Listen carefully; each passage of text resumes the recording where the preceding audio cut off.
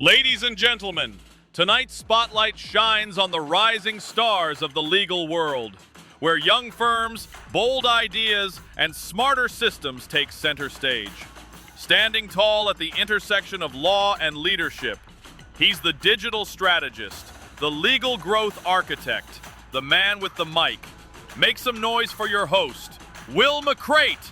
And today's guest, proof that modern law isn't about working more. It's about working smarter. Welcome, Jonathan Hawkins. The game is changing. Let's get you in it. This is Legal Currents with Will McCreight. Welcome back to another episode of the Legal Currents podcast, built to help small firms and growing law firms scale smarter using their time and resources more effectively. Today, I am joined by a very special guest, someone who has built a career out of guiding firms from the inside out. Jonathan Hawkins, founding attorney of law firm GC, serving as outside general counsel specifically for law firms, help them navigate in governance the ethics and partners, or navigate everything from governance and ethics to partnership disputes, growth strategies. Also the host of the Founding Partner podcast, which is a fantastic podcast I've been listening to over the past couple of days. A lot of great guests, a lot of great experience, especially for listeners here. Also in the process of writing a new book, which we'll talk about. But perhaps most importantly, just checked off a bucket list item of mine when he recently stormed the field at Bobby Dodd Stadium. A bucket list item for anybody who's a sports fan. Jonathan, welcome to the Legal Currents podcast. Really excited for the conversation. Will, thanks for having me. This is going to be fun. We spoke right before. We met, I guess, about a year ago at the GLM conference, so it's good to catch up. Yeah, fantastic. Now, Jonathan, Ron Latz actually introduced the both of us, and shout out to Ron, a previous guest on the podcast here, and someone I really, like and admire in the space. And upon doing a little bit of research and digging into some of the things that you've done in the past, I know exactly why that is, and I think you're going to be a fantastic guest here. But I guess why don't we start things off and tell our audience a little bit about your background and kind of who you are. Sure. So I am the founder of Law Firm GC. We are a boutique law firm that represents lawyers and law firms, soup to nuts. So what does that mean? So from forming a firm to dissolving a firm and everything in between. So if you're forming a partnership, we can help you there. If you're breaking apart or merging or buying or selling a law firm, we even help some estates and lawyers shut down their law firms. We, I guess about a year ago, we added a legal malpractice defense capability, bar grievance defense as well.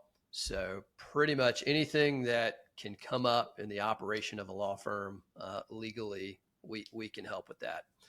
We're based in Atlanta, but we've got licenses throughout the country, and we're collecting more, and we have plans eventually to open some beachhead offices in other states, but that's a little bit down the road. Love it. And so particularly for our audience, you have seen a lot of things. You've had a lot of different conversations, and I know it's a recurring topic of the Founding Partners podcast. And so the first question that I wanted to start with is, with all these conversations that you've had, and even just your experience serving as that outside general counsel, what are some of the most common blind spots that you see in smaller growing firms when it comes to, everything about that process? It's interesting. There are a lot. And, I'm very fortunate in the space we occupy that I get to see a lot of different firms of a lot of different sizes, from, brand new one attorney to, 100 plus attorneys with multi-state locations, et cetera. And so, different firms have different issues that come up at different stages along the way of their growth. But there are a lot of common things that come up. But one interesting one that, I'm not surprised by it anymore, but I tell people this, and they always seem shocked that how many law firm partnerships are out there operating without a partnership agreement. It's way more common than you think. We draft those. It's funny. Sometimes we draft them for firms, and I check back 2-3 years later, and they still haven't signed it. So eventually, effectively they don't have a partnership agreement. And so that's sort of a surprising thing to a lot of people. And it's one of the lowest hanging fruits, I think, out there for anybody that's got a partner. You've got to have a written partnership agreement because, I call them prenups for law firms. You hope nothing ever goes wrong, but you just never know what might happen. And you're going to want that in place just in case. Some other areas, I think written agreements with all your attorneys and your staff are worthwhile to get. Most firms don't do that, but I see it more and more are doing that. That's another, I'd say, low-hanging fruit that firms can do. Yeah, come on, attorneys of all people to not sign the partnership agreements. That is absolutely low-hanging fruit, and that's fantastic insight, right? It's, especially a lot of our audience is going to be in those earlier stages, and hopefully not applicable to them. But if it is still applicable, definitely reach out to Jonathan there. Another thing that I have found really interesting is the content and the things that you discuss on the Founding Partner podcast. And I'm curious to get your perspective, talking to so many firm leaders and having all those conversations. What are some of the things that you've seen, and how have those conversations really shaped your perspective on what it takes to be successful as a law firm founder in those early stages? Are there any common traits or similarities that you see? There are. And, one of the reasons I started that podcast was I wanted the ability to ask a lot of founders at different stages along their journeys, ask them lots of questions, figure out what things they did and maybe some mistakes they made. And really it was for me, because we're growing our firm, we're trying to grow. So I wanted to learn from them. And I figured, why not make it a podcast and put it out there and let other people learn too. And so I've interviewed people from, again, all types of firms, plaintiff side, defense side, family law, criminal law, insurance defense, trust and estates, everything you can imagine. And, the firms that I think the ones that grow, they're willing to take risks, calculated risks. You can't be crazy. But they also learn from their mistakes, and they learn from others. A common theme is, coaches, consultants, masterminds. That is a common theme. Another common theme, it's interesting, as firms grow, early on, it's all about getting clients. Then you reach a stage where it's about the operations on the inside and how you service the clients. And really the thread that runs through all of that is the culture that you build at your firm. And then really that falls back to, it's all about the people. It's all about your people internally, is a common theme I hear a lot. Yeah, it's interesting to hear you say that, especially the idea of taking calculated risk, right? Which I think has definitely been a recurring commonality in the conversations that I've had, in our episodes thus far, right? That risk and taking calculated risk is important. It's interesting to hear that from someone in your position, however. And so can you talk to me a little bit about the balance of taking these calculated risks and identifying these calculated risks while also maintaining the almost stability and kind of health of the firm internally to make sure that you are set up for success if these risks don't pan out? And so I speak a little bit from personal experience as well.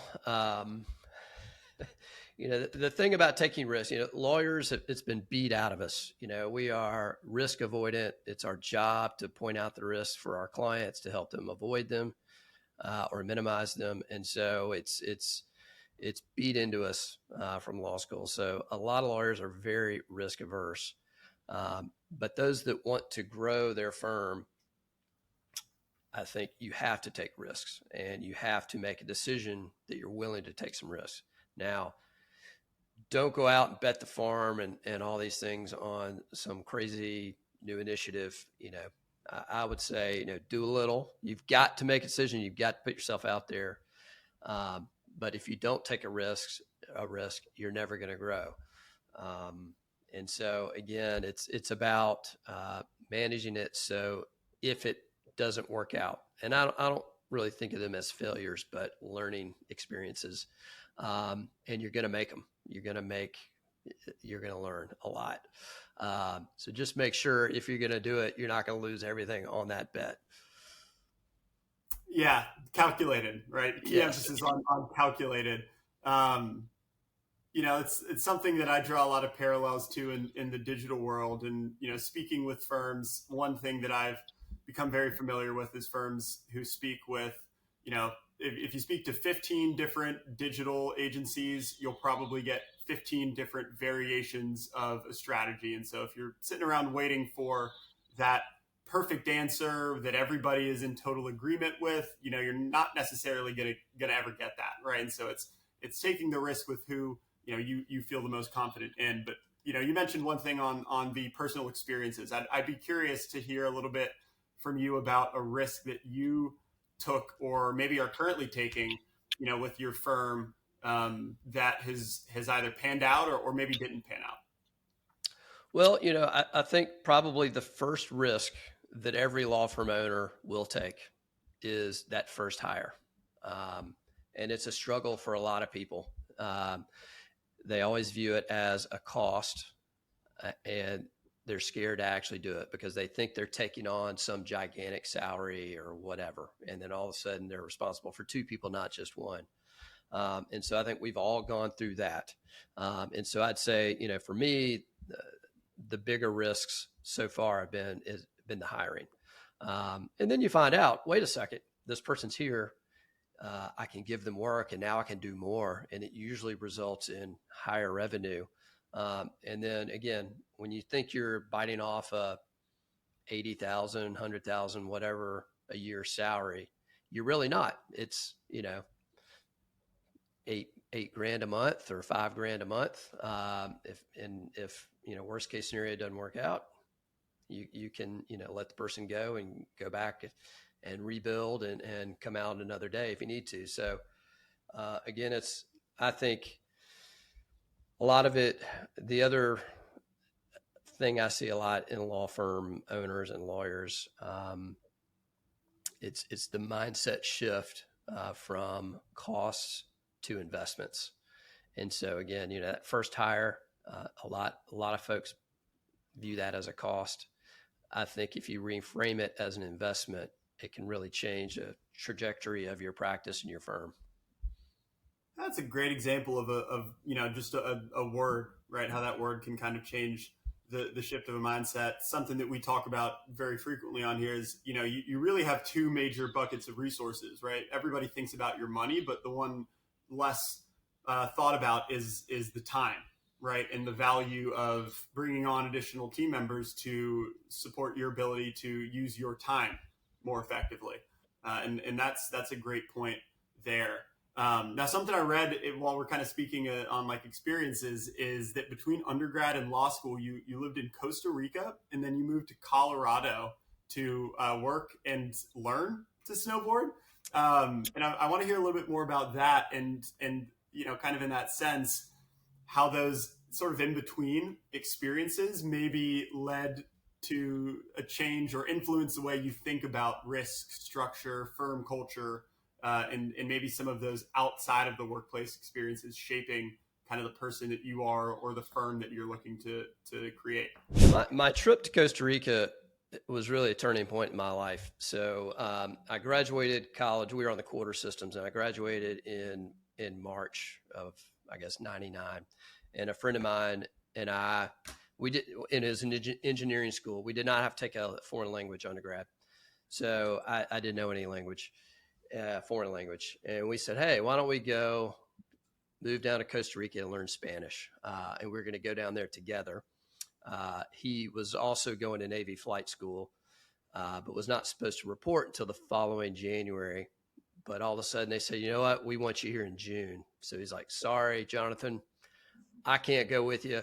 Sorry about that. And took me a couple of days and I said, well, I'm going anyway. So I went down there by myself, not knowing how to speak Spanish. I was going to an immersion school. And I just went down there And I remember I was thinking about it the other day. My first night there, I showed up. It was this small town near the cloud forest in Monteverde. And I showed up at like 8 o'clock that night, got off a bus. I had 2 bags. It was raining. And I was expecting my host family to be there to pick me up. And the bus leaves, everybody leaves. The town was pretty much dead. So it was like, nothing going on in the town. And I was just sitting there and no one was there to pick me up. And I was like, what the hell am I doing here? And so after a while, I finally just started walking around and I just happened to see there was like an apartment sort of near there and a light was on, the window was open. I knocked on it. This old lady came out. She spoke no English. I spoke no Spanish. Somehow we figured out what it was. She got on the phone and got her granddaughter who actually spoke English on the phone. Turned out she had called my host family and the daughter said, okay, we're coming to get you. Just hang tight. So I'm sitting there and then this taxi cab shows up and starts grabbing my bags. And I'm like, what the hell? Do not take my bags. No, I'm waiting for somebody. Again, we couldn't speak. And finally I was like, whatever. And I just got in there and it turns out they had called a cab to come get me. And that was the start of my adventure down there. It was just sort of like, at some point you just had to just go with the flow. I was down there for about 3.5 months, learned Spanish, just met people from all over and just sort of got way out of my comfort zone and just, everything turned out okay. So it was a huge confidence builder. Again, back to the risk theme that we've been talking about, I went down there not knowing anyone and, just huge learning experience. And it's just, if you put yourself out there, you'll grow. And then other things just tend to be easier down the road. So that was a big thing I learned from that trip. Yeah, that's awesome. That is an absolute favorite topic of mine. And it's, essentially that idea of putting yourself in uncomfortable situations to almost create that need to learn and grow. Right. And as someone who is also learning to ski, within the past couple of years, those situations in particular, right, they're uncomfortable, they're very challenging, but creating that discomfort allows you to be in the right situation and kind of have the knowledge to overcome that discomfort when it's presented not artificially, right? And it just kind of happens. And that's something that I really admire. In school, right, it looks like you, and I believe you studied industrial systems and engineering training at Georgia Tech. Did you learn anything throughout that time that, you feel like you picked up and you were able to take into your firm that maybe law school or even earlier legal work, didn't prepare you for? Well, I've forgotten a lot of that. I'll tell people my kids are taking math now, and I've forgotten all of it. I had to take 6 calculus classes. I mean, it just went on and on and on. But industrial engineering is basically it's basically efficiency. It teaches you efficiency in systems and processes. Industrial engineers, they go on and design the flight paths for all the airlines, or they design the routes for FedEx drivers or Amazon drivers. They also design, they set up factory floors to make the process more efficient. And so, I did learn about systems and efficiencies and that sort of thing. I hope that it has helped in terms of, crafting processes around the law firm. Although it's funny, every time you get your process, you outgrow it and then it's broken and you got to do it again. So it feels like I'm just constantly building new systems. Always getting better, right? But that is a very challenging aspect, and something that I know you've talked about in the past is almost like those career crossroads or like firm crossroads, and that balance or the difficult decision between kind of the processes that are in place, right, that maybe work fine, but aren't operating or maybe working as well as they could be, and kind of building those new systems that might create that discomfort, but long-term might be the right solution. So, are there any specific examples that you see from like a crossroads standpoint, or, things that you've just come across in your, journey as a firm owner that you think people could learn from? Absolutely. I'll tell you where I am right now. I'm bumping into one right now. And so, so the history of my firm a little bit. So I started it about almost 8 years ago now, and it was the first 4.5 years. I call it a lifestyle firm. It was me. I had a contract attorney. Occasionally, I would have like a VA that would help, but it was easy. It's sort of, I was busy enough, but not too busy, and we could handle things. But then one day I decided to grow, and you start adding people. And then I really started doubling, tripling, quadrupling down on my marketing, business development efforts. And those are working. And so fortunately I'm getting a lot of, new clients and things coming in. But I am doing a lot of the consults, and the intake's the wrong word, but I'll call it consults. And I just don't have time. I don't have time to do that anymore, but I'm good at it. I'm really good at it. And I know my stuff. And so, what got me here is not going to get me there. And so that's a big one that I have really been struggling with. And really over the last, I'd call it 6 weeks, it's been a huge mindset shift. And that's really, I think, what has to happen before any change comes for anybody. And so the mindset shift for me is, I've been pretty good about sort of getting out of the legal work process. But this piece of doing the consults has been hard mentally for me, but I've finally gotten there. And it's the kind of thing where, for any lawyer out there, you hit these bottlenecks.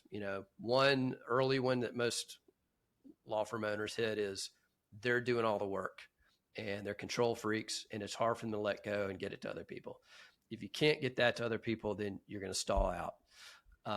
Then I think maybe one of the next ones is sort of where I am now. It's, you got to get yourself out as much as you can of the consults, because if you don't, you're going to stall out. You can't scale it beyond you. There's only so much time. So that's where I am now. It's again, I think it sounds easy. I think maybe I intellectually had sort of known this, but actually going through it, it's a little bit different. And I think I have had the mental mindset breakthrough over the last few weeks, and I think I'm there. So now I'm on the path to sort of start to transition that, delegate that piece. So that's one example. Yeah. It's a difficult thing, right? To almost start delegating things that you do very well, but are just not going to be that long-term process if the goal is to continue to grow and scale, right? And it's better to establish those systems early than continue to always have to work through them, which is always going to be the case, right? But make that process a bit easier when you're looking to scale. Now, one thing that we talked about and that I've seen you posting a bit about on LinkedIn is the book that you're writing. And so I'd be curious to hear a little bit more about that project and, what you're really looking to get across to people who are reading. Sure. So, that's another thing that, it took me 2.5 years to actually get it done. It had been sort of starting and stopping on that, but we're finally there. And so the book's done. It's in the hands of, we're getting it formatted for printing. We're about mid-September now. It should come out early to mid-October 2025. So I'm really excited about that. And sort of the book's called The Law Firm Life Cycle. The sort of the premise of the book is, every law firm, or I'll say law firms go through sort of a standard evolution and a standard cycle. Not all law firms make it through all of it. But basically, you start, then you grow, and there are various stages, and eventually you may shut down.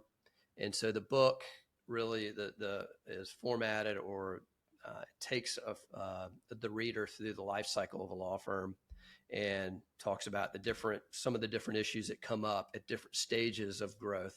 So, the issues that a freshly brand new law firm face are different than a law firm that's been around for 30, 40 years. And so the things that happen early or the issues that come up early are not really relevant to what may come up later. So I wanted to take the reader through the whole cycle, so it would be a resource for every law firm owner, no matter where they are along their law firm journey.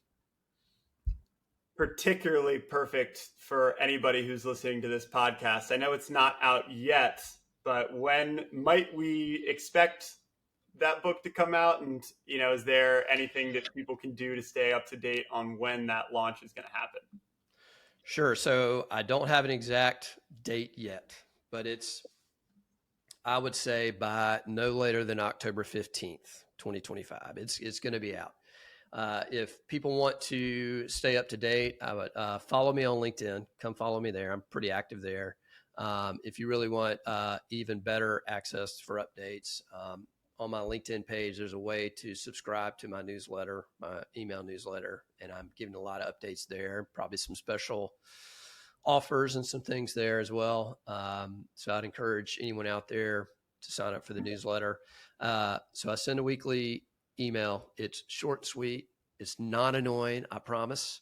A lot of value packed into that.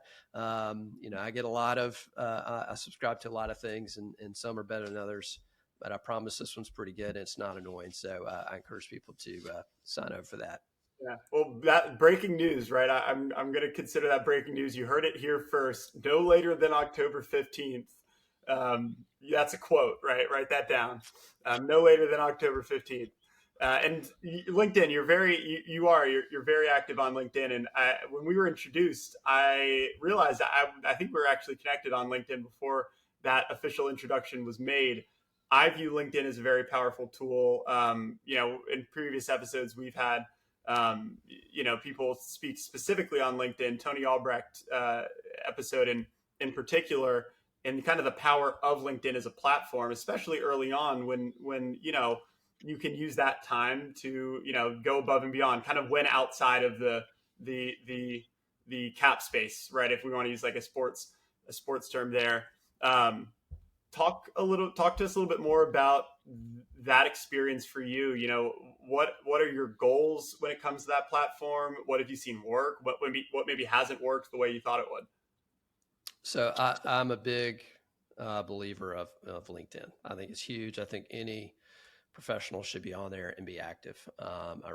It's very powerful. I've been active, I lose track of time, maybe 3 or 4 years now.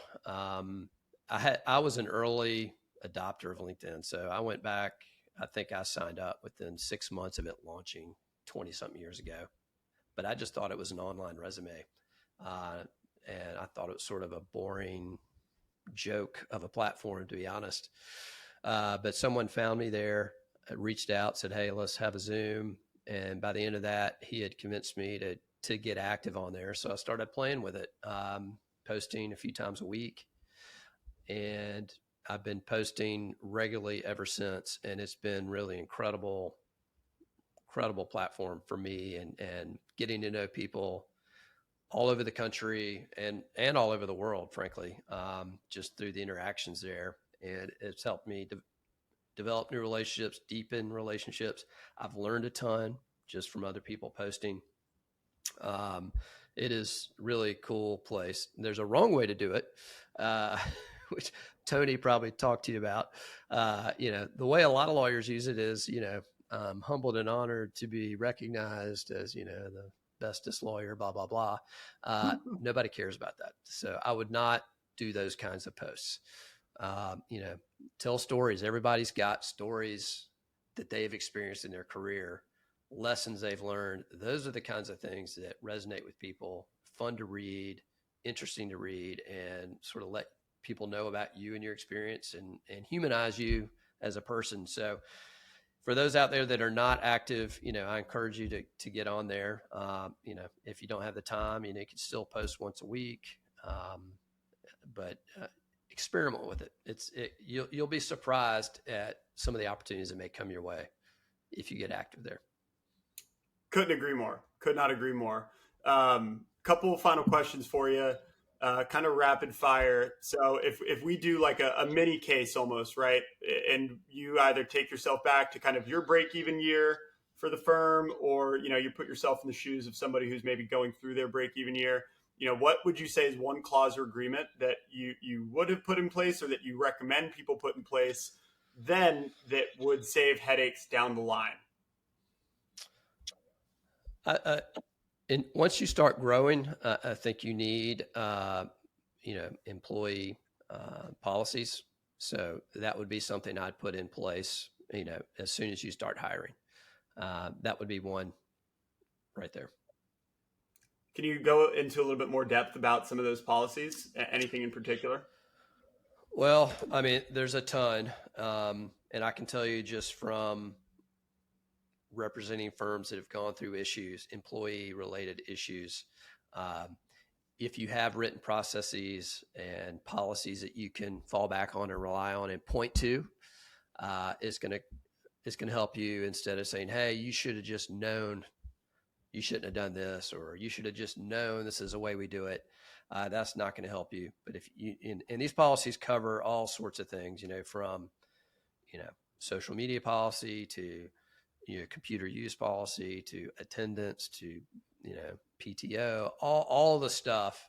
You put it in that handbook, everybody sees it, they read it, they sign off on it. And so you've got them. And then I guess the second part of that is you need to enforce them. You can't selectively enforce them, but that is something that I think every firm needs. If it's just you, it's just you, there may be a couple things you can do. I'd say if it's just the attorney without employees, the first thing I always recommend is really tighten up your client retainer agreement, because that is your clients are a major source of risk. And you really want to tighten up that agreement, both to set expectations, but also to protect yourself. Yeah, absolutely. Something that is easy in concept, but much more difficult to do and do well. And so definitely, Jonathan able to help with that sort of thing. Two more rapid fire questions. I'm starting my law firm tomorrow, William McCreight Law Firm. What are 3 pieces of counsel that you would give to somebody about to launch a new firm off the jump? Three easy things, or 3 very important things that you would give? So the first thing, form an entity. Every state allows it. Form an entity. Don't act as a sole proprietor. You want that liability shield.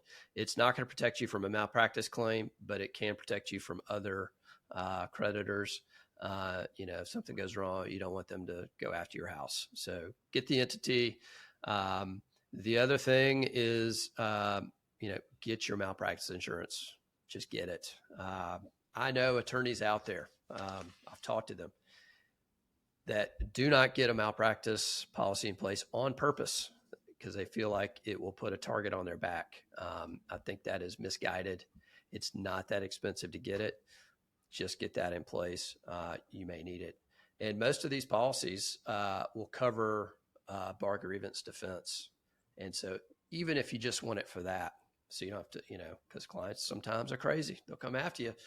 And if you have insurance that'll cover that cost, that will be, well worth the spend. So those are 2 biggies. Obviously, there's a whole host of other things you need to do eventually. But if you get those 2 in place in the very beginning, you're setting yourself up from a risk management perspective on a good footing. Love it. AI, right? And I'm sure that we could probably go into hours and hours about the conversation here, but how have you seen AI impact the ability to put some of this infrastructure in place, or utilize that as a tool when it comes to sort of creating some of these processes, handbooks, things like that? Any tips or tricks that you've seen to work well, or things that people might think might think work well in theory or in concept, but really are not going to be good enough to get the job done? The AI stuff, it's moving so fast. Every week there's something new. I think it's really incredible leverage tool for firms. I am not in the camp where it's going to replace lawyers. I've seen too many drawbacks to it, I guess. There are things that AI can do really, really well. And there are things that it just does not do well. And I'm not convinced that they're going to be able to fix that. There's some, the hallucination issue, I think, is inherent in the design. I just don't know if you'll ever be able to get rid of that. Obviously, we've all read the stories about the fake cases, and I think every lawyer should know by now to be careful on that. So on the legal research, I think it's got a long way to go. But on all the other stuff, definitely on marketing, on workflows, on all sorts of things, it's really, really powerful and really kind of amazing what it can do. And I think the firms that really adopt and adapt that stuff now are going to be leagues ahead of other firms that are not. So, there's huge rabbit hole on some of the ethics pieces and confidentiality and all that. We won't go into that, but I think everyone should be out there experimenting with it. And I'll say this too. There are a lot of firms, and I help firms with AI policies. There are some that are, I'll just call them more traditional firms. And their approach is head in the sand. We're going to forbid the use or have very limited use or just ignore it. If you have anybody in your firm under the age of 30, they're using it every day anyway. So you better put a policy in place and train people on it. Yeah, that's a great point, right? That's absolutely a very common thing, right? The younger attorneys who are utilizing it, the older attorneys who maybe aren't as familiar with it. Sounds like, in general, the advice there is to become, familiar with it, right? Figure out where it might make sense, but don't become overly reliant on it or ignore the potential risks, right? Ethically, legally that come alongside of that. Great advice. Last question for you. Tell me about your favorite memory experience when it comes to, looks like Georgia Tech is really kind of your big fandom from a sports standpoint, but sports in general. Talk to me about like one moment that you just, you remember that stands out to you is like, wow, this is just the best memory that I have with sports. Oh man, that's tough. I think maybe before we got on or you saw one of my recent posts. So I did. So my son is 15. I don't have much time left with him in the house. And so we are really, I've said, we're going to, I'm going to use as much time as I've got with him. So he's become a Georgia Tech fan, football fan. And by the way, I apologize to him for that all the time because we've not been very good for a long time. But this year could be a good year. We'll see. But, I took him out to Colorado to see the first game of the season out in Boulder. That was really, really cool and fun. And then last weekend, we beat Clemson, number 12. And, we were getting close. And he looked at me and said, if we win, we got to storm the field, which I've never done before. And we pulled it off there right at the end with a last second walk-off field goal, 55-yard, by the way, career long for the guy. And so we stormed the field and, got videos and pictures. So that's one that I will cherish. Got to do that with my son. That's a bucket list item. And, so Georgia Tech, right, football program, it'll start turning around when the law firm GC NIL money starts pouring in, right? And they're asking. They're asking all the time, man. I love it. You know what? I don't know if you've had a chance to listen to any of the episodes, but we like to do a fun kind of boxing themed intro here. I'll see, maybe we can get some Georgia Tech or college football kind of marching band style intro for this episode to tie it all together. They've got a hell of a fight song, man. They've got a good fight song. You gotta find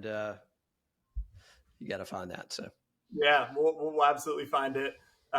Jonathan, I really, really appreciate you, coming on and having the conversation. I want people to be able to reach out, learn more about you, follow you on LinkedIn or, potentially reach out if you are able to help anybody who's listening here, take a minute and kind of plug all of the things that you're working on. Tell us where we can contact you, where we can reach out, or get in touch with you, just follow you across the board in general?